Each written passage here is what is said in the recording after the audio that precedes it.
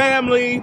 Welcome to William Baker Ministries. I'm Pastor Will, and we just want to welcome you. Thank you for tuning in to the place where we believe that God's Word has the power to transform your life for the good today. Hey, y'all, God first this Friday. Come on, put that in the chat, type it in. Say God first. God first this Friday. That's what we're calling this segment, God First Fridays, because here it is. Some of y'all plan to turn up all weekend long, but I'm here to tell you that's not where it's at. Some of you, are so depressed, are so beat down that you want to sleep all this weekend away, but that's not where it's at. It is time to get prepared to walk in your divine destiny. It's time to go to the next level. It's time to do what God has called you to do. And if you're going to do that, you can't wait for Monday to begin to walk in God's purpose for your life, to begin to seek God with your life. But if you're going to walk at the next level, if you're going to walk in your kingdom assignment, you've got to prepare all Friday. You've got to prepare on Saturday. You've got to prepare on Sunday to walk in the purposes of God. And so I want to talk to you about that today, because we're not going to wait till Monday to get grounded. We're going to start this Friday and put God first in order that we might walk in God's plan. So here's what I want to tell you so that we can put God first and we can walk in God's plan for our life. You've got to understand this, that God has a plan for your life. Will you do me a favor? Why don't you send a text to someone and just tell them that? Someone you know needs encouragement. Someone you know needs inspiration. Someone you know needs the motivation to do the right next step in their life. Tell them God has a plan for your life. Baby, God has a plan for your life, and it's time to walk into it. Here's what you got to do if you're going to walk in God's plan. Number one, friends, you've got to get with God. Oh man, when I was graduating high school, my mother put that on the invitations to my graduation party. She put the text of Jeremiah 29:11. And here's what Jeremiah 29:11 said, family. It said, God said to his people that I know the plans I have for you, plans to prosper you and not to harm you, plans to give you a future and a hope. Do you believe that today? That God's got a purpose? God's got a plan for your life?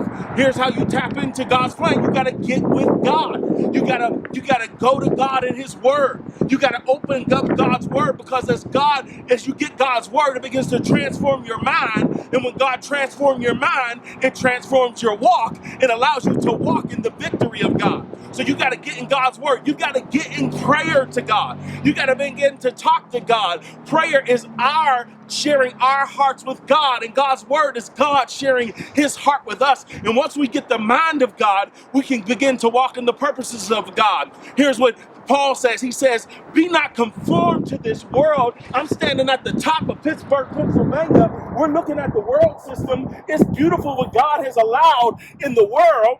But Paul says, be not conformed to this world, but be transformed by the renewing of your mind when you get with God in his word. Here's the last place you got to get with God. Is really the first place you need to get with God. You got to get with God in the gospel. That means that you need a relationship with Jesus Christ. You got to trust in his life, his death, his resurrection to hook you up with the Creator so that you can walk in his power. Number one, if you're going to walk in the plan of God, family, on this God First Friday, what you got to do is you got to get with God. Number two, family, here it comes. Are you ready? Number two, if you're going to walk in God's plan, you've got to walk in faith and obedience. Come on. You got to walk it like you talk it. You got to go with God. You got to, number one, trust that God has a plan for you. And then you've got to believe God's plan. Here you go. Number one, you get with God so that you can write the vision and make it plain. But it's not enough to write it down. It's not enough to speak it. It's not enough to read it. You've got to run after it. That means you got to have faith and obedience in God's plan. You've got to do it. You've got to put feet to your faith. You've got to go out in the world and make something happen. You've got to apply for that job. You've got to apply for that school. You've got to begin to save your money. You've got to break off that relationship. You've got to have the courage to start a new relationship, but you've got to have faith and obedience to do what God said to do the way God said to do it. You can't just get caught up in what you want to do. You've also got to do what God said you to do. You want your plan to lock up with God's plan. Here's how the saints of old used to say it. They used to say, trust and obey, for there's no other way to be happy in Jesus but to trust and obey. And you cannot have fulfillment in life, family, by just doing all that you want, or what your family tells you you need to do, or what this world tells you that you need to do, or what your career path says. You have to walk in the promised places and the faith and obedience to what God has called you to do. Here it is, number 3, and I'm almost out your way on this God First Friday so that you can walk in victory next week. I know Thanksgiving's coming up, but you got to prepare for Thanksgiving by getting the mindset of a champion. You've got to have a mindset of a champion. You got to have the mindset that says, I deserve to win this year. And you have to have the mindset that says, I'm not going to let anything stop me because I'm determined to be my best self in the new year, and that starts now. Michael Phelps, you know, is an Olympian swimmer. He has some of the most gold medals in history. But there was someone who challenged Michael Phelps named Chad LaCroix. And Chad was going against Michael Phelps in the Rio Olympics. Now here's the thing. Chad beat Michael in the London Olympics. But Chad was going up in the same race against Michael in Rio. And here's what happened. Chad lost because he was not thinking like a champion. Chad, the footage showed, friends, was watching Michael while they were swimming the race. And Michael went on to win the gold medal because Michael thought like a champion. Therefore, he swam like a champion while Chad was just watching the champion. And I want to tell you, stop looking at Facebook to see how other people are living, to decide how you should live. Stop looking at your family members and your friends and saying, I wish my house looked like their house. No, get with God, have faith and obedience in His plan, go after His plan, and run after it like a champion. Say, this time I'm standing and I'm going to get the gold medal. This time I'm going to get a pay increase. This time I'm going to get a promotion on my job. This time I'm going to get an A in the class. This time my relationship's going to work. This time I'm going to have peace in my family. This time I'm going to stand up for who God's called me to be and do what God's called me to do, because I'm going to think like a champion. And that's just willpower, friends. That's just grit.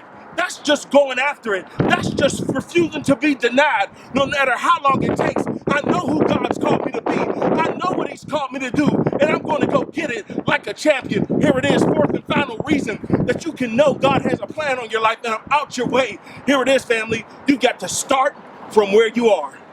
Look at where I'm at right now. I'm at the top of the city of Pittsburgh. I'm at the top of the city, looking over and trying to get thoughts out of you. I'm out here with my family, and we're in the snow, we're in the elements, we're in the clouds. But you know what?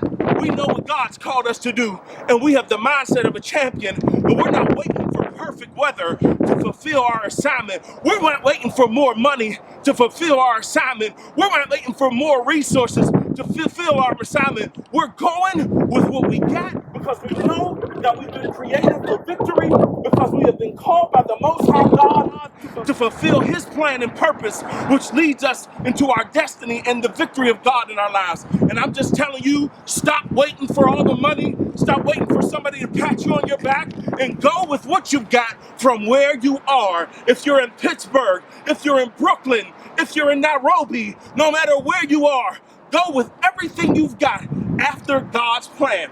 Hey, put God first this Friday. Don't let the world distract you. Don't wait till Monday to get a plan for victory. You know what you got to do. You know what you're going to face on the job. You know what you're facing in your family. You know what you're facing in your body. Get prepared to address that which God has called you to address for next week, this weekend. Start this Friday by putting God first, putting down His plan. And you know what? Get with God. Go after all that He's called you to. And we'll see you next week. I'm Pastor Will. I love you much. God first. See you soon.